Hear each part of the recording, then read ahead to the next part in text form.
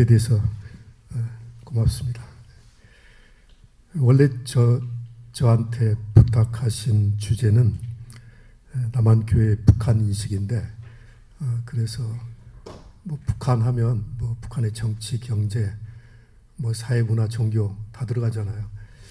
그래서 좀 그렇게 하려고 준비하려고 봤더니 너무 방대해서 종교로 좀 제안을 했습니다. 종교 중에서도 기독교로 제안해서 그 남쪽의 교회와 기독교인들이 북한 기독교를 어떻게 바라보고 있는가 하는 주제만을 말씀드리려고 합니다.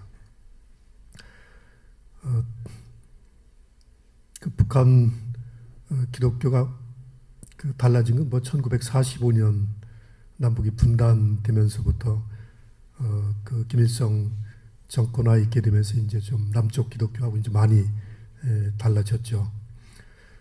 1945년 이후 지금 따지면 뭐 70년이 넘었죠. 74년 됐나요? 이 74년 동안 북한 기독교가 좀 여러 가지 형태로 좀 바뀌었죠. 그래서 그걸 저는 두 가지로 나누어서 이렇게 보고 있는데, 하나는 북한 사회나 북한 정부 또는 북한 종교인들이 주도해서 북한 기독교를 재구성하려고 한 그 흐름이 하나 있다. 그래서 저는 그 용어를 재편이란 말을 썼습니다. 그 해방 당시의 기독교를 북한 사회에 맞는 형태의 기독교로 의례라든지 신학이라든지 또는 그 교회와 사회관계 또는 교회와 국가관계를 좀 다시 조직하려고 한 그런 흐름이 있었다. 그 첫 번째 그런 그 재편 작업의 첫 번째 결실이 1946년 그 연말이죠. 11월 28일 날 조직된 조선 그리스도교 연맹이죠. 지금은 저희가 조선 그리스도교 연맹이라고 부르지만 뭐 이름이 몇 번 바뀌었습니다. 처음엔 북조선 기독교도 연맹이라고 그랬다가 북자를 띄고 조선 기독교도 연맹이라고 했다가 90년대 후반이죠. 기독교란 말을 그리스도교로 바꿔서 조선 그리스도교 연맹이 된 거죠. 북한식 발음을 하면 연맹이죠. 니을 연맹이 된 거죠. 그건 북한의 종교인들이 북한의 교회가 의도적으로 기존의 북한 교회를 그 자기들이 원하는 방향으로 좀 구조를 바꾼 거죠. 그래서 그런 경우는 재편이다. 이런 용어를 써서 좀 보고 있습니다. 그래서 우리가 흔히 조그련이라고 하는데 그 조그련이 1946년 연말에 11월 28일 날 결성이 되는데, 그때부터 북한 기독교의 성격이 많이 달라지죠. 남쪽하고 특히 이제 남쪽하고 달라지고 또 기존의 북한 기독교하고 이제 달라지는 거죠. 그 다음에 다시 이제 그 기독교가 북한 사회에서 이제 적응에 관한 과정을 거쳤는데, 한국 전쟁이 나고 50년대 북한의 후반에 반종교 정책이 강화되면서 이 활동하기가 좀 어려워졌죠. 그러니까 재편된 조그련이 북한 사회에 적응에 실패한 거죠. 그래서 60년대는 이 활동을 못했죠. 활동을 할 수 있는 상황이 이제 못됐죠. 특히 전쟁 중에 3년 동안 조그련의 지도자들조차 남쪽을 편드는 사람들이 생기면서 북한 정부로부터 또 북한 사회로부터 불신임을 당했죠. 그러니까 이제 전쟁이 끝났지만 우리 교회를 다시 그 연맹을 다시 활동하겠다는 얘기를 이제 하기가 어려워진 상황이 된 거죠. 그래서 59년에 북한에서는 반종교 서적이 5권이 나와요. 5권. 5권이 나오는데 지금 우리 남한에서 북한 종교가 어느 수준인가를 알 수 있는 건데 그 5권의 소책자가 나왔는데 그 책 중에 한 권만 소개가 됐습니다. 그 옛날에 돌아가신 고태우 선생이 1987년인가에 북한의 종교정책이라는 책을 펴냈는데 그 안에 우리는 왜 종교를 반대하여야 하는가 라는 소책자가 소개되어 있습니다. 그리고 나머지 4권은 이게 지금 국내에 없습니다. 그래서 저는 그 책을 찾으려고 우선 고태우 선생이 그 자기 책 속에 집어넣은 우리는 왜 종교를 반대해야 하는가를 찾으려고 그 원본을 찾으려고 애를 썼는데 지금 이게 원본을 정확히 옮긴 건지 아니면 고태우 선생이 조금 살짝 바꿨는지 이게 본문 비평이 필요하잖아요. 그래서 찾았는데 국내에 없어요. 근데 그 이분이 제가 그 1990년대 초에 해방 후 북한 교회사라는 책을 냈는데 그때 대부분의 자료를 고태희 선생이 줬어요, 저한테. 그래서 이제 그분 사무실이 저쪽 북한 연구소에 있었는데 이제 거기 가서 이제 점심 때 찾아가서 식사를 같이 하면서 얘기도 듣고 또 가면 이렇게 조금씩 자료를 주셔서 모아서 한 1년 모았다가 이제 그걸 책으로 펴냈는데 그때는 그런 의심이 없었어요. 그게 이제 그 자기 책을 복사해 준 거니까 뭐 당연히 원본이라고 생각했는데 나중에 이게 정말 원본이니까 원체 그 북한은 왜곡되는 게 많아서 그래서 그런 질문을 갖고 있었는데 마침 그런 의문이 생길 때쯤 이분이 그 중풍에 걸려서 이게 저 병원에 오래 입원해 계셨고 우리 병원에 계신 분한테 뭐 전화 걸어서 또 중풍이라 말도 어눌하시고 그걸 좀 물으려고 하면은 김 교수 왜 전화했냐고 건강 조심하라고 딱 끊어버리시고 그래서 그 기회를 못 가졌어요. 그러다가 돌아가셨어요. 그래서 계속 국내 뭐 여기 저 통일부 북한 자료실부터 여기저기 도서관 했는데도 없어요. 미국 도서관을 또 다 뒤졌어요. 그 미국 도서관은 그 인터넷으로 찾기가 편해서 뭐 중요한 대학을 다 알아보고 그랬는데 미국 도서관도 없어요. 그 중국은 연변대학에 그 조선학과가 있으니까 알아봤더니 없어요. 네, 그래서 결국은 못 찾고 있다가 작년 그러니까 재작년에 그게 미국 국회 도서관에 있다는 걸 발견했어요. 그래서 그거 돈 40불인가 주고 그 40페이지밖에 안 돼요. 근데 그걸 또 40불을 달래요. 그래서 하여튼 샀는데 그렇게 해서 이제 비교를 해봤더니 너무 틀린 거예요. 너무 틀린 거예요. 뭐 70몇 개가 틀려요. 단어도 틀리고 문장도 살짝 바꾸고 그러니까 아마 고태우 선생이 바꿨다고는 생각이 안 드는데 옛날에 편집실에서 문장이 안 좋으면 이렇게 막 마음대로 바꾸었잖아요. 필자한테 동의 안 구하고 아마 그런 경우일 가능성이 많죠. 또 어떤 걸 한 두세 줄 빼먹은 것도 있고 청관 없는데 그래서 제가 그걸 이제 찾고 나서 앞으로는 좀 그걸 인용했으면 좋겠다고 그래서 기독교 사상에다가 전문을 소개를 한번 했었죠. 그러니까 이제 그걸 했으니까 한 권이 이제 확인이 됐는데 네, 그러니까 그것도 지금 원본이 없는 상태에서 그걸 다 연구자들이 북한 종교 연구자들이 그걸 인용했던 거죠. 지금 우리 남한에서의 북한 연구의 수준이 그렇다는 얘기죠. 이제 그런 원본도 안 찾으면서 북한의 반종교 정책을 연구 지금 해왔다는 거죠. 그래서 이제 나머지도 이제 일본도 또 일본 교회 사가들 뭐 통해서 했는데 이상하게 엄게 59년에 나왔는데 그게 봤더니 5만 부씩 인쇄를 했어요. 5만 부씩.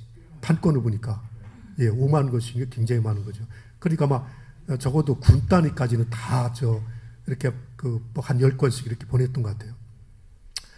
그래서 그것만 가지고 안 돼서 또 이렇게 알아봤더니 뭐 영국 대학도 알아보고 다 알아봤죠. 독일 대학도 알아보고 한국 학과 있는데 연변대학 도서관에 또 한 권, 그 반정규 서적 또 한 권이 있는 걸 알았어요. 그래서 연길에 있는 그 제 제자 보고 거기 가서 복사 좀 해라 그랬더니 또 그 대학에 관련이 없으면 도서관에 또 들어갈 수가 없어요. 그래서 어떻게 다행히 연변대학 교수 한 분을 알아가지고 그걸 좀 복사해서 받았죠. 그래서 이제 그 두 개를 확보했는데 두 권을 북한 그 미 국회 도서관에 봤더니 그러니까 지금 영문 표기가 틀려서 우리가 찾기 어려운 건데 우리는 왜 종교를 반대하는가 하면 이 영문 표기를 우리는 이렇게 하는 거라 좀 찾기가 어려웠어요. 그래서 또 한 권을 찾았어요. 그것도 50불인가 주고 샀어요. 그 이제 두 번째까지 찾았는데 두 번째는 제가 미 국회 도서관에 그 책을 복사해 주거든요. 그 해달라고 그랬더니 그 사서가 이제 모르는 사람이죠. 왜 당신은 이 책을 보려고 그러느냐? 미국 국회 도서관에서도 의심하는 거예요. 그러니까 거기도 아마 일반 도서 같지는 않고 따로 관리하는 것 같아요. 그러니까 분명히 이 사람이 그 전에 한 권을 1년 전에 해갔는데 또 한 권을 복사를 해달라고 그러니까 왜 이 책을 어디에 쓰려고 하냐고 묻더라고요. 그래서 제가 미 국회 도서관에 제 책이 있어요. 그 책의 저자다. 개방후 북한교회사가 거기 있는 걸 제가 발견해서 그 책의 저자고 나는 북한교회사를 연구하고 있어서 연구용으로 쓰려고 그런다. 그러고 나서 이제 두 권을 받았어요. 이제 이런 식으로 이제 북한의 반종교 정책의 중요한 문서들이 몇 건 있는데 이제 그게 수집되기 시작했다. 이제 하는 걸 보여주는 거죠. 그래서 우리가 연구할 게 굉장히 많다는 얘기입니다. 자, 어쨌든 이렇게 되면서 이 재편이 됐는데 이게 전쟁을 거치면서 남쪽을 편드는 지도부가 생기면서 이게 이제 완전히 활동을 50년대는 못하게 됐죠. 60년대는 그래서 공백기로 남아 있어요. 남아 있다가 70년대 남북 그 공동성명이 나오죠. 72년에 남북 공동성명이 나오는데 이게 그 세계 관심사가 됐어요. 이게 여기저기 이제 퍼지니까 WCC 총무가 당시 유진 브레이크인가 하는 총무인데 그 총무가 그게 7.4니까 7월 4일에 발표되는데 7월 뭐 8일인가 그 무렵에 며칠 뒤에 남쪽의 박정희 대통령 그리고 북한의 김일성 당시 수상이었는지 하여튼 그런 이름으로 편지를 써요. 당신의 남북 대화를 축하한다 하면서 좀 그 남북이 그 평화로운 나라가 됐으면 좋겠다 하는 뭐 짧은 거예요. 여기 지금 제가 그 문서를 하나 가져왔는데요. 그 WC 총무의 편지를 74년 7월 달에 남한 정부도 받고 북한 정부도 받는데 남한 정부는 한 달쯤 있다가 당시 이동원 의무부 장관이 답장을 써요. 고맙다. 관심을 가져서. 근데 북한은 김일성이 직접 답장을 써요. 김일성 이름으로. 그래서 72년부터 북한의 이제 그 정부 그리고 조국련과 WCC가 관계를 맺기 시작해요. 저건데요. 이건 평양에서 보낸 그 전문입니다. 위에 보면 평양이라고 돼 있죠. 평양에서 보냈는데 그 밑에가 이제 수신자인데요. 수신자가 미스터 두 번째 줄에 보면 유진 칼슨 브레이크라고 돼 있죠. 그 당시 WCC 총무니까 제너럴 시크리터리라고 돼 있죠. 그리고 제네바 WCC 이렇게 돼 있죠. 그리고서 이제 한 말입니다. 지금 뭡니까? 우리의 그 평화 통일 운동에 이렇게 관심을 가져줘서 고맙다 뭐 그런 얘기죠. 그러면서 그 뭡니까? 그 밑에 보면 김일성이라고 돼 있죠. 밑에 김일성 프라임 오브 더 캐비넷 그 조선민주인민공화국 수상 김일성 이런 이름으로 이제 정보를 보는 되게 굉장히 중요한 문서죠.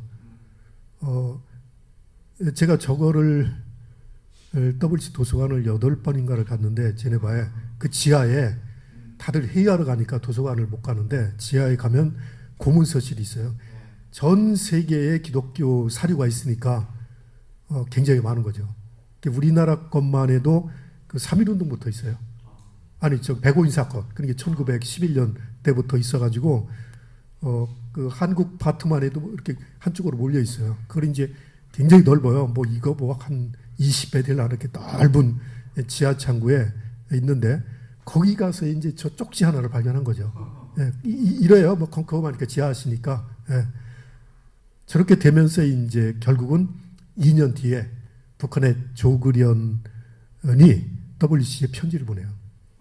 편지를 보내는데 당시 평양에서 직접 그 우표를 보내는 게 아니고 당시 제네바에 WCC 아닙니다. 제네바에 그 WHO 그 세계 보건기구에 가입했어요. 북한이 1973년에 그것도 그 북한이 WHO에 가입하고 싶은데 남한이 반대해가지고 가입을 못했어요. 60년대부터 가입하고 싶었는데 그러다가 어떻게 돼가지고 73년에 가입하니까 이제 그 유엔의 북한 대표부가 제네바에 사무실을 둔 거죠.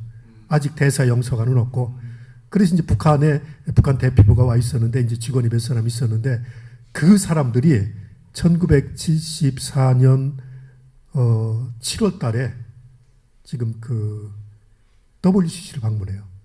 두 사람이 WCC를 방문하는데 이 사람들이 조구련의 편지를 들고 와요. 조구련의 편지를.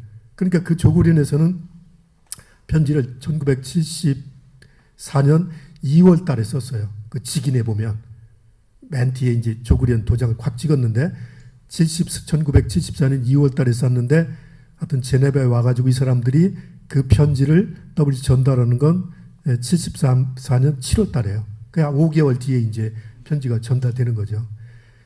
이 편지가 이제 WC에 전달됐는데 와서 이제 WC 직원을 만나서 우리 제네바 공관에서 왔는데 이거 북한의 종교 단체가 주는 거다, 조군이 주는 거다 하고 전달됐는데 이제 저 편지입니다, 저게. 저걸 두 통을 전달해요. 하나는 WCC 총무 유진 블레이크에게 보내는 편지가 있고 하나는 WCC 이사에 보냅니다. 이게 북한은 우리는 세계교회 협의라고 그러는데 북한에서는 세계교회 이사회 이렇게 부릅니다. 그래서 지금 저거는 서기장 그러니까 총무한테 보내는 편지예요. 저기 편지 보면 어떻게 돼 있습니까? 거기 세 번째 줄에 보면 이 기회에 기아가 그 공화국 주석이신 경애하는 수령 김일성 동지께 천명하신 조국 동리의 3대 원칙 기초하여 발표된 7.4 남북공동성명을 열렬히 환영하고 그러니까 72년에 환영하는 전보를 보냈는데 그게 고맙다는 편지예요. 그러면서 이제 그 밑에 보면 남한에서 오늘 그 남조선에서 인민들의 자유와 민주주의 평화 통일에 대한 간절한 요구가 있는데 박정희 정부가 탄압하고 있다 그런 얘기입니다. 그럼 그 다음 페이지 보면 그래서 안병무, 함석헌 이런 기독교인들이 그 탄압당하고 있으니까 WCC가 남한의 종교자를 위해서 애써달라 그런 편지예요. 그런데 저게 어떻게 알려져요? 서울까지 오는 사이에 조국련의 WCC 가입 신청서로 알려졌어요. 아니 저건 한마디도 없어요. 가입하겠다 이런 게. 그러니까 제가 WCC를 여러 번 갔을 때 첫 번부터 저건 봤죠. 근데 아무리 해도 가입 신청서를 찾아야겠는데 가입 신청서에 있으면 WCC가 쭉 나라별로 돼 있어요. 그래서 뭐 미국은 언제 가입했고 뭐 독일은 언제 가입했고 남한은 언제 가입했는데 우선 북한 그 파일이 없어요. 이상하다. 북한이 가입했으면 WCC 가입하려면 복잡하잖아요. 가입하고 추천서가 있어야 되고 교회 상황 보고서가 있어야 되고 하는데 없는 거죠. 그러니까 모든 나라가 왜 기각됐다 뭐 있다 다 그 문서가 있어요. 그런데 북한 것만 없어요. 그래서 북한 것만 별도로 이게 보관하는가 보다 하고 그 당시 뭐 금주섭 총무나 뭐 물어봐도 뭐 그런 것 같지는 않을 것 같은데 그래서 세 번째 가서 찾았어요. 그러니까 가입 신청을 안 한 거예요. 안 한 거. 안 했으니까 지금 없는 거지. 근데 저도 그랬을 때 다른 분도 그랬고 전부 조구련이 가입 신청을 냈다. WC가 기각시켰다. 이렇게 썼죠. 다 썼어요. 민경배 선생 저도 그렇게 쓰고 심지어는 홍등군 목사님도 그렇게 썼어요. 예. 그런데 2000년에 제가 그 미국 밴더빌트 대학에 가서 한 10년을 1년 있으면서 그 한국 전쟁 그 연구를 했어요. 한국 전쟁 때 미국 교회는 지금 그 한국 전쟁 때 어떻게 개입했을까? 미국 교회. 그리고 미국 교포들은 한국 전쟁에 대해서 어떤 태도를 취했을까를 그 1년 동안 리서치했어요. 그러라고 이제 미국의 잡지 신문 주로 이제 책은 뭐 구하기 쉬우니까 잡지 신문을 많이 봤는데 그래서 그걸 이제 공부하고 있으면서 WCC가 한국 전쟁에 깊이 개입됐다는 걸 알고 이제 WCC를 한번 방문해야 되겠다. 그래서 이제 당시 제가 내시빌에 있었는데 그 제네바를 이제 그 2000년 5월 달에 갔어요. 근데 가기 전에 2000년 그 가기 뭐 한 달 전인가에 LA에서 홍등군 목사님 몇 분이 와서 좀 강연 좀 해달라고 그래서 한번 갔다가 홍등군 목사님을 만났어요. 만나서 그 강연 끝나고 나서 3일 동안 있으면서 홍등군 목사님 얘기를 들었어요. 북한 왔다 갔다 하시니까 뭐 여러 가지 궁금한 게 많으니까. 그러면서 얘기 중에 그런데 그 김 교수 그 내가 그 평양에 가서 들으니까 조그련에서는 WCC 가입을 신청을 한 바 없는데 자기들은 가입 신청을 한 바가 없는데 이 남한에서 나온 책들 보면 가입했다가 뭐 기각당했다 그런 얘기가 있다고 그러더래요. 홍 목사님도 당연히 가입했다 기각된 줄 알고 있었는데 그 얘기를 들으니까 그럼 제가 한번 이제 저 미국 돌아가서 한번 찾아보겠습니다 하셨겠죠. 그러다가 이제 저를 만난 자리에서 다른 얘기하다가 제가 제네바를 좀 갈 예정이라고 그랬더니 그러면 가자마자 WC 가입했는지 찾아보라고. 그래서 이제 갔죠. 갔더니 이제 그게 이제 냉전 시대에 여러 가지 막 그 증폭되고 와전돼 가지고 그게 안 된 거죠. 그렇게 돼서 이제 그 1974년에 WCC 조구련이 다시 활동을 시작하면서 이제 WCC하고 관계를 맺으려고 이제 편지를 전달하고 찾아온 건 사실인데 뭐 가입하고 기각되고 그건 뭐 전혀 근거 없는 얘기죠. 어디서 그 문제가 됐느냐? 그러니까 WCC 직원도 등본했어요. 그러니까 보니까. 그리고 당시 NC 총무를 금방 끝낸 유준 목사가 장로교 총회장이었는데 74년 7월 달에 갔다가 WCC 직원으로부터 뭐 북한 사람들이 왔었는데 WCC 가입 신청을 했는데 어쩌고 그 얘기를 들은 것 같아요. 근데 뭐 영어가 그 제대로 안 됐는지 아니 그 WCC 그 직원이 그랬는지 지금 얘기가 좀 잘못 전달이 됐는데 그 같은 7월 달에 김관성 목사님도 이제 WCC 총무가 됐죠. 아니 NC 총무가 68년이 됐으니까 갔다가 똑같은 얘기를 듣고 와요. 그렇게 여기 이제 교계 신문 이런데 이제 북한 교회가 교회도 없으면서 그 WCC 가입을 신청하고 했다가 기각돼서 창피당했다 이런 식으로 보도가 되는 거죠. 그러니 북한은 악랄한 조직이다 이거죠. 그런 식으로 이제 북한을 매도하는 자료로 이제 그게 사용되는 거죠. 근데 그런 얘기가 왜 나왔나 봤더니 가서 이제 막 그 직원들이 보고하고 총무한테 보고하고 문서를 다 뒤졌더니 두 사람이 WCC 사무실 찾아갔는데 그 중에 박일부라고 하는 사람인데요. 한번 넘겨보시죠. 박일부라고 하는 사람이 그 사람 명함이 WCC 그 고문서실에 있더라고요. 그때 왔을 때 전달한 거죠.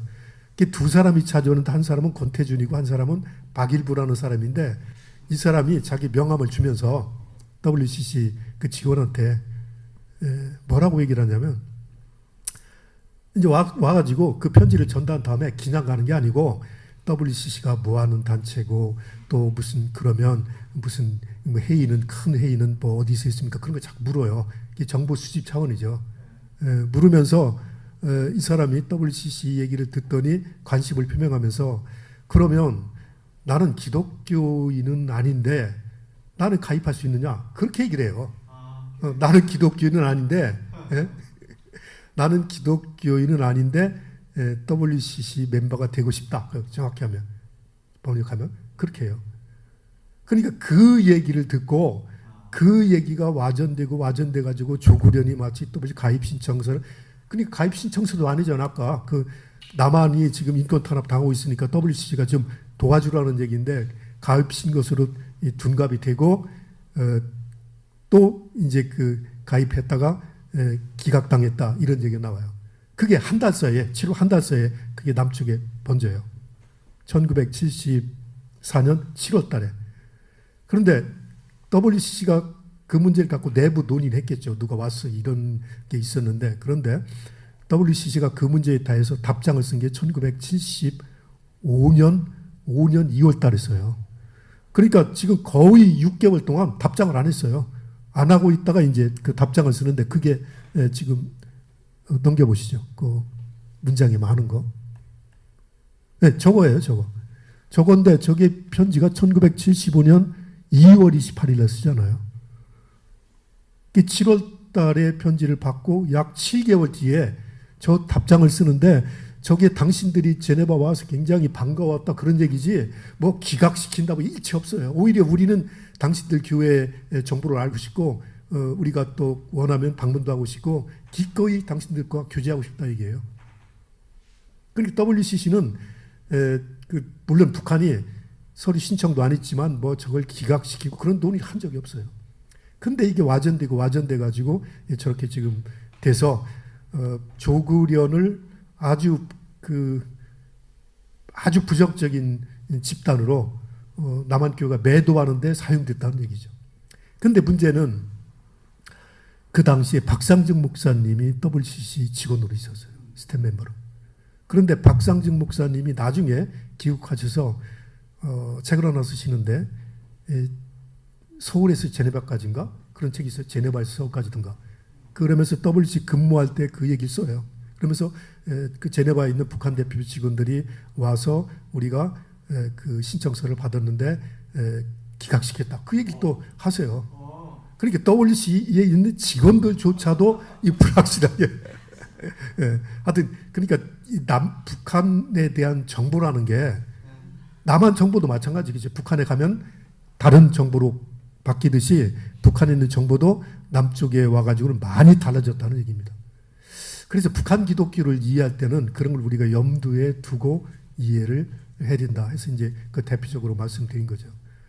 그래서 72년에 어쨌든 그런 오해가 생기면서 그 조구련이 활동을 시작하다가 1988년에 소위 그 평양에 교회가 두 개 하나 생기죠. 하나는 장충 성당이 생기고 봉숙교회가 생기는 거 아닙니까? 네. 근데 봉숙교회도 그건 다른 형태의 북한 기독교 재편이죠. 이제 조구련이 하나 이제 한동안 없어졌다가 이제 재생됐고, 그 다음에 조구련은 예배 보는 데는 아니니까 우리 NCG 같은 데니까 자꾸 이제 북한에도 교회가 있어야 된다니까 이제 그런 외부의 압력을 받으면서 이제 교회를 이제 세우게 되는 거죠. 그거는 그야말로 이제 우리가 교회라고 위하는 그런 형태 예배당이죠. 예배당을 세우는데 그거는 이제 그 두 번째 북한 정부가 또 북한 교회가 북한 기독교를 두 번째 재편한 거죠. 그러니까 조구련의 형태에서 그건 놔두고 이제 좀 예배 공간으로서의 그 교회를 만드는 거죠. 그 여기는 이제 기존의 1940년대 후반까지 있던 북한 기독교는 완전히 다른 형태의 설교가 여기서 나오고 뭐 예배 형식은 우리하고 뭐 동일하지만 뭐 그 성경과 찬송가도 다르고 여러 가지 이제 다른 모습이 나오죠. 그래서 이제 북한에서는 1945년 이후 두 번의 종교 재편 시도가 있었다 이렇게 지금 저는 그 해석을 하는 겁니다. 그리고 나서 90년대 가서 이제 교회를 세워놨는데 조구련 활동을 시작했고 이제 교회도 이제 그 뒤에 92년 칠곡교회도 생기고 그러는데 이건 뭐 예배당만 생기고 이제 신학도 북한식 신학을 만들어야 되겠는데 그래 이제 공공연히 북한의 목회자들이 떳떳하게 설교를 할 텐데 북한사에 맞는 설교를 할 텐데 그런 작업이 이제 80년대 후반에서 90년대 중반까지 본격적으로 시작되는 거죠. 그게 이제 주체 사상과의 대화를 하는 거죠. 그래서 1981년에 그러니까 지금 그 봉숙교회가 생기기 7년 전이죠. 1981년에 비엔나에서, 오스트리아 비엔나에서 그 북한의 기독교인들, 북한의 성직자들과 북한의 정치인들이 한 20여 명이 비엔나에 오죠.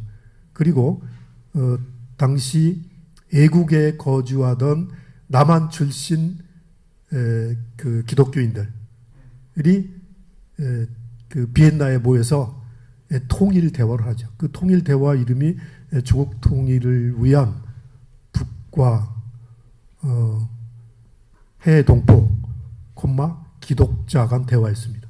이게 1981년 비엔나에서 열리고 그 다음에는 이제 헬싱키에서 열립니다.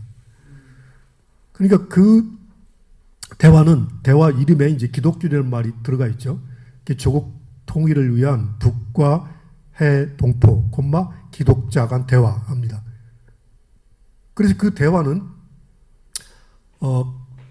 그 대화가 이제 알려지면서 우리 남한은 당시 1981년이니까 전두환 그 정권하에 있을 때니까 뭐 그런데 갈 생각도 못했던 거죠. 못하고 그 정보를 듣죠. 그게 이제 WC 제네바에서 열리기로 아닙니다. 그 스위스에 가면 그 한국인들이 많이 가는 무슨 설산 있잖아요. 산 올라가잖아요. 그 밑에 동네입니다. 그 바트라고. 거기서 거기서 이제 그 스위스 교회가 빌려준 그 공간에서 그 대화를 하려고 그랬는데 이게 남한 교회와 남한 정부의 그 반대 서한을 받고 그 빌려주기는 장소를 취소해요. 그래서 부랴부랴 알아봐가지고 이제 비엔나 그 도시 근교에 그 크리스찬 아카데미 건물을 빌려요. 그게 아카데미였어요. 오스트리아 비엔나에 있는 아카데미 건물을 빌려서 이제 거기서 대화를 하는 거죠. 그 대화 중에도 뭐 계속 여기 안기부 직원들 이런 분들이 뭐 이제 반대가 심했는데 그걸 작년에 제가 비엔나 갔다가 거기를 지금 가려고 근데 비엔나 시내에서 조금 떨어져 있어요. 근데 조금 그룹으로 가는 바람에 뭐 다들 거길 뭐 관심이 없으니까 갈 기회를 잃어버렸는데 지금은 요양원으로 바뀌었더라고요. 그게 굉장히 남북 대화에서 굉장히 역사적인 장소인데 그래서 갈 기회가 없었는데 거기서 이제 통일 대화를 하면서 처음으로 해방 이후 처음으로 그 해에 있는 남측 출신 기독교인들, 뭐 목사도 있고 뭐 다 있죠. 홍동근 목사님이라든가 어떤 독일의 이영빈 목사라든가 그 이영빈 목사님은 감신 출신이죠. 또 한실 출신의 이화선 목사라든가 이런 분들이 이제 참석을 하죠. 거기서 처음으로 남북 교회 대표들이 모여서 예배를 보고 찬송가를 부르고 그 기도를 하고 그리고 그 북한의 통일 방안에 대한 얘기를 듣습니다. 그러니까 연방제 통일 방안 얘기를 듣고 이 통일하려면 남한 교회가 어떤 자세를 가져야 되겠는가, 좀 사회주의에 대한 적극적인 평가가 필요하다. 뭐 그런 얘기들을 주제 발표 형식으로 얘기를 합니다. 3일간 회의가 계속됐으니까 얘기가 굉장히 많은데 문서로는 있습니다. 문서로 그 회의록이 그 다음에 출간이 돼서 저런 생생한 목소리를 들을 수 있는 건 저건데 저 회의를 주도했던 한신 출신의 이화선 목사님은 올해가 19년이죠. 2017년에 돌아가셨습니다. 그리고 그 또 한 분이 이제 이영빈 목사인데 아까 사회 보시고 한 분, 이영빈 목사님은 지난 12월 14일 날 돌아가셨습니다. 그래서 1월 달에 장례를 치렀죠. 그 다음에 저기 그 손우학원 선생도 보이는데 몇 년 전에 돌아가셨고, 최덕신도 보이죠. 뭐 북한의 뭐 전금철, 그 여자들도 대단한 분들입니다. 허정숙, 뭐 여연구 그런 분들인데 다 돌아가셨죠. 근데 저걸 이제 저 회의가 열리는데 거기 다시 문서 그 사진 자료 한번 보시죠. 지금 저 소식을 접하고 이제 남한교회가 저 회의를 이제 방해하기 시작하는 거죠. 저건 용공주의자들의 모임이다 하고서 이제 그걸 반대하는데요. 지금 맨 마지막에 저겁니다. 저기 보면은 이건 서울에서 보낸 겁니다. 지금 우리가 여기 거기 첫 번째 줄이 필립 포터 제너럴 시크리트한테 보내는 거죠. 하고 참조가 이제 콘라드 라이저. 저분이 이제 나중에 WC 총무가 되죠. NCCK 위시 그러겠죠. 그 한국 NCC는 좀 여러분들이 조국 통일 기독자 회에 좀 서포트하지 좀 않기를 바란다. 원래 스위스에서 11월 3월 3일부터 6일까지 열리기로 돼 있었는데 그게 이제 그 커뮤니스트 북한을 좀 서포팅하는 모임이니까 WCC가 저 모임을 도와주지 말 것을 요청하는 그런 서한이죠. 그런데 저는 NCC가 저걸 반대했다는 얘기를 들었는데 증거가 없잖아요. 당시 그래서 김수영 총무님한테 전화 걸어서 문의했더니 내가 지금 통일운동에 저 도잔소인이 다 내가 한 건데 그걸 왜 내가 반대할 리가 있냐고 그러시더라고요. 그랬더니 봤더니 그 밑에 보니까 밑에서 두 번째 줄 보면 스탑은 마침표입니다. 점 붙일 때 점을 못 찍는가 봐요. 스탑 하는데 거기 보면 스탑 바이 닥터 강원용 체어맨, 그러니까 NCC 회장이죠. 그 다음에 닥터 김소영 제너럴 시크리터리죠. 그러니까 지금 어느 분이 보내는지 모르겠는데 한국 NCC가 저 두 분의 이름으로 저 집회는 막아라 하는 요청을 이제 하게 된 거죠. 그러니까 저 때만 해도 저게 1981년인데 NCC는 조국련을 인정하지 않았죠. 1981년에. 저 모임이 한국교회사에서는 남북통일대회 원형이라고 얘기를 합니다. 저건 다른 종교에서도 못했고 정보도 못했으니까. 그래서 저걸 제가 막 문서를 뒤지다가 저것도 쬐끄만 종이에요. 담배 종이만한 건데 저걸 발견하고 얼마나 저런 문서 발견하는 기쁨 있잖아요. 그걸 그런 느낌을 가진 적이 있습니다. 이제 저게 이제 당시 1981년 전두환 하에 NCC도 반공적 입장이 굉장히 이제 강했다는 얘기입니다. 근데 저게 이제 딱 저게 하고 나니까 당시 제네바를 중심으로 미국과 독일 쪽의 해외 교포들 중심으로 그렇죠. 민주화 기독자 동지회가 결성돼 있었는데 저기서 일단 충격을 받은 거죠. 이게 통일운동의 주도권을 이거 우리가 뺏기겠구나. 그래서 만들어진 게 도잔수회입니다. 1984년에 도잔수회. 그것도 민주동지회가 만들면 또 이제 북한하고 접촉했는데 위험하니까 WCC를 이용해서 그걸 한번 요청을 한 거죠. 도잔소에서 1984년 통일 대화, 그러니까 동아시아에서 평화 이런 주제로 열리면서 남한 NC 회원교단 대표들을 초청했고 또 뭡니까 북한의 조국련을 초청했죠. 근데 마침 조국련이 저 회의에 못 왔어요. 못 오고 다만 어떤 결의였냐면 그 조국련 회의가 중요한 것은 그 남한 교회가 그러니까 미국이나 일본이나 또는 유럽 교회들이 북한을 방문해서 조국련과 만나도 좋다는데 동의를 해줘요. 이제 우리 한반도 문제니까 남한 교회에 동의를 요청했는데 남한 교회 대표들이 하여튼 자기들은 가는 게 아니니까 외국 교회가 가는 건 그래서 동의를 해줘서 그게 이제 WC가 바로 그 다음에 WC 대표단이 이제 평양을 방문하게 되는 거죠. 그래서 도잔수 회의를 굉장히 중요하게 생각한 거죠. 그리고 나서 이제 얘기가 진전되면서 WCC가 1986년에 스위스 글리온에서 글리온이라고 그 쬐끄만 동네입니다. 산동네인데 거기 기차가 등산 열차가 올라가는 데인데 그 글리온 스테이션이라고 조그만 시골역이 있는데 그 옆에 호텔에서 글리온 회의가 열리면서 처음으로 남한교회 대표들이 조그련의 대표들을 만나게 된 거죠. 86년에. 그래서 저 비엔나 회의가 굉장히 중요했는데 저건 저렇게 다행히 북한이 기록을 해놔서 저게 남아있는데 WCC는 저걸 동영상으로 촬영을 안 했어요. 카메라로만 그냥 찍어가지고 지금 그 글리온 회의가 몇 차례 열렸는데 글리온 회의를 저렇게 생생한 목소리로 들을 수 있는 게 없습니다.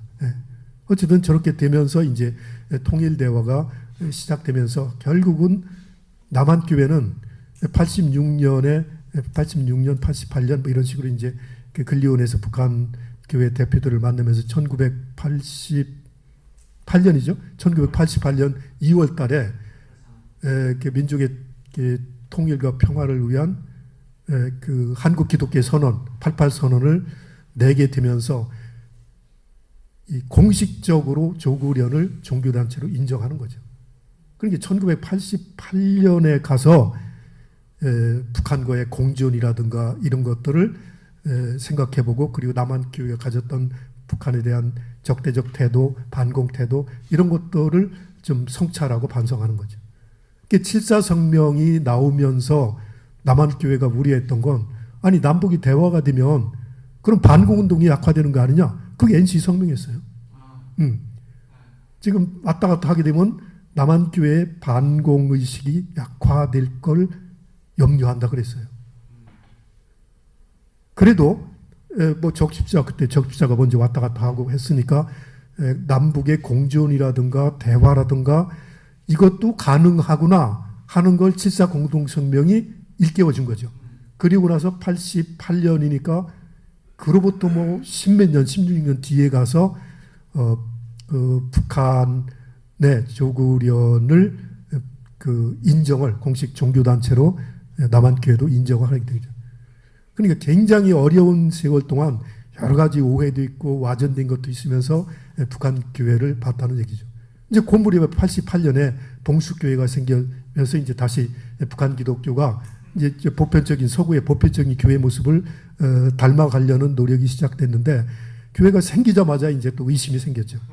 아니 지금까지 종교를 박해왔는데 갑자기 또 교회가 두 개가 생긴다 그러니까 뭐 의심할 수밖에 없죠.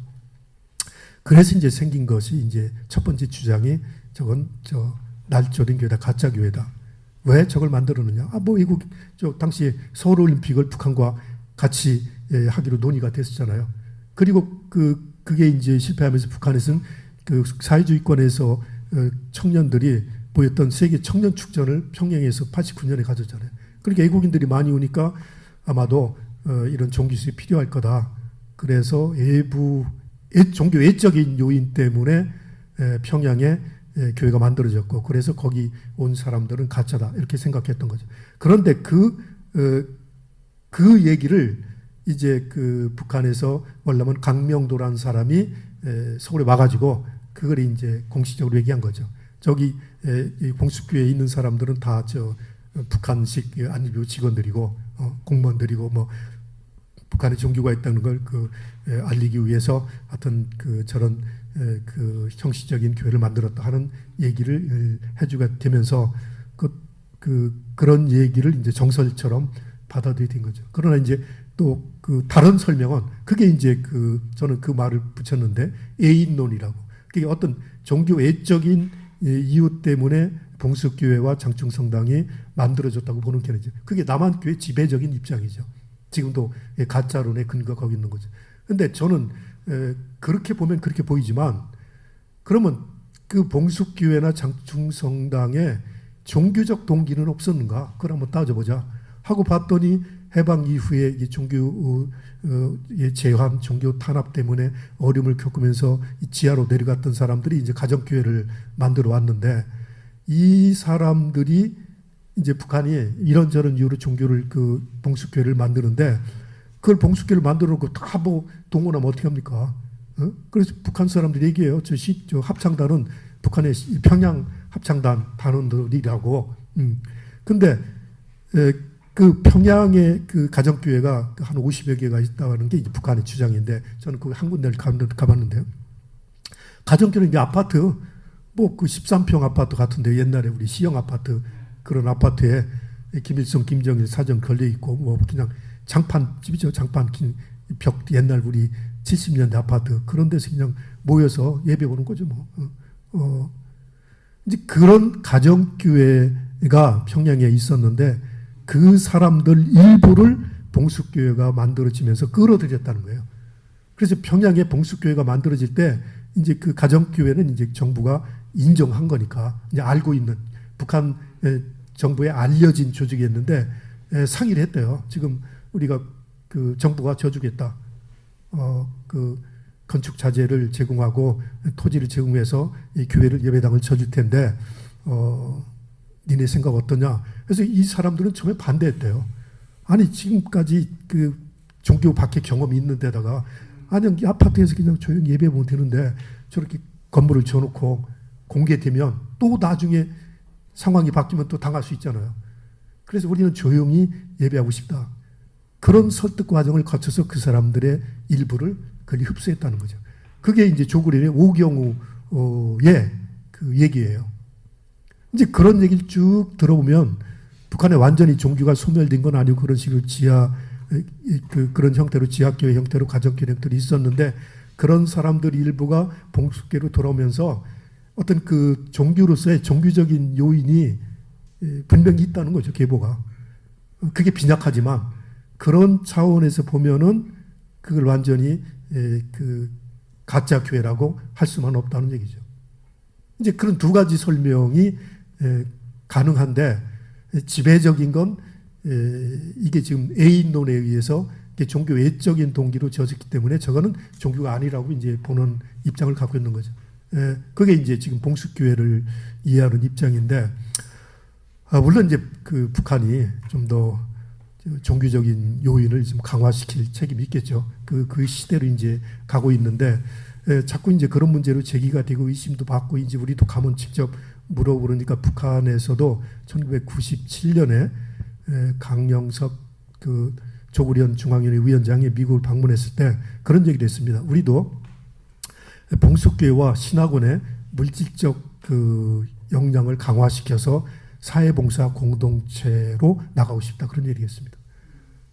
그러니까 지금까지는 정치활동 중심이었죠. 그러니까 통일운동 중심이니까 정치 영역에서 주로 활동했다면 이제 북한이 1995년 이후에 이제 그 어려워졌잖아요. 그러면서 이제 경제 그 여러 가지 그 외부의 도움으로 봉사활동도 한 경험을 토대로 그러니까 지금 자기들도 이제 교회 역량이 갖춰지면 사회봉사 쪽으로도 진출하겠다 하는 얘기까지 간 거죠. 우리가 지금 더 원하는 건 여기서 좀 더 신앙 고백적인 요인이 거기에 심어지면 우리가 이제 그런 얘기를 이제 뭐 못하겠죠. 근데 아직 거기까지 가는데 좀 시간이 걸리라고 보는 거죠. 그게 이제 지금 봉숙 교회가 그런 위치 때문에 여러 가지 의심을 받지만 어쨌든 그 봉숙 교회를 그래도 기독교다운 기독교로 만들기 위해서 1980년대부터 그 예배당을 져놓고 계속 주체 사상과 대화를 시작했다. 그래서 1981년에 비엔나 회의 때 아까 나온 고기준 목사가 주체 사상과 기독교는 같은 평화를 염원하는 점에서 같이 대화할 수 있다는 얘기를 처음으로 해요. 그리고 이제 황제학협이 그 주체사상 세미나에 온 외국인 목사들을 통해서 주체사상과 기독교나 불교의 인간관을 한번 비교해 보고 싶다는 얘기를 해요. 그러다가 이제 90년대 들어 본격적으로 박승덕이 기독교와 주체사상과의 관계를 얘기하면서 계속 주체적 기독교를 만들 수 있는가를 검토하죠. 그 황제학협은 이런 얘기까지 해요. 80년대 후반에 지금 종교의 인간관이 굉장히 초월적이다, 신중심적이다. 그 종교라는 게 이제 서구 종교 기독교를 얘기할 거겠죠. 기독교의 신론이 굉장히 초월적인데 인간의 역량을 강화시키는 기독교가 북한에 필요하다 그런 얘기를 해요. 그러니까 그 하나님만 얘기하지 말고 하나님으로부터 부여받은 능력대로 인간이 북한 사회를 건설해 나가는 얘기를 해야 된다는 거죠. 인간론을 강화시켜야 종교의 미래가 있다고 얘기해요. 북한 종교의 미래는 인간론을 강화시키는 데 있다는 얘기예요. 그리고 인간의 책임을 좀 더 얘기하라는 거죠. 그런 고민이 이미 황장엽이 여기 내려오기 전에 80년대 후반에 그런 얘기를 해요.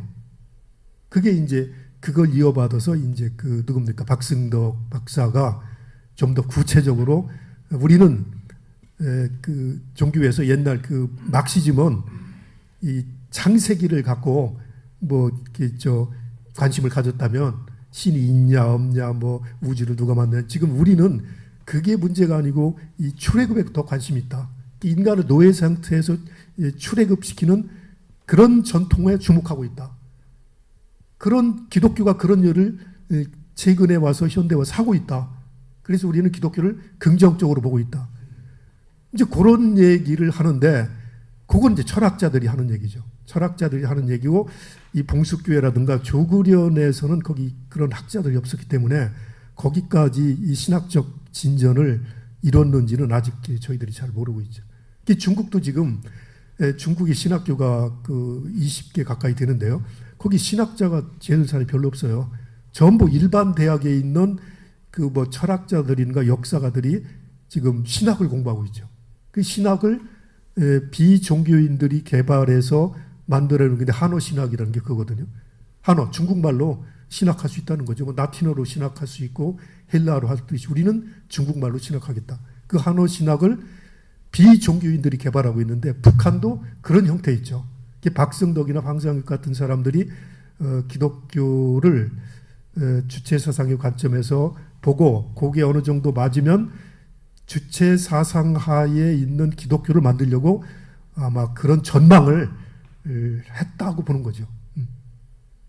이제 그런 점에서 본다면 그 기회를 이제 결국 상실했죠. 황장엽이 월남하고 그 같이 활동하던 박승덕이 숙청당하면서 그 작업은 끝나고 그 뒤는 어떻게 됐는지 저희들이 최근에 북한을 못 가봤으니까 얘기를 들을 수가 없었죠. 자, 이렇게 되면서 이제 북한의 종교가 조금씩 변하는 모습이 봤는데 지금까지 말씀드린 건 이제 북한이 재편하려고 했던 거고, 그러면 이제 재편 말고 지하로 들어가는 종교들, 그건 이제 지하교회, 처음에 가정교회라고 그랬죠.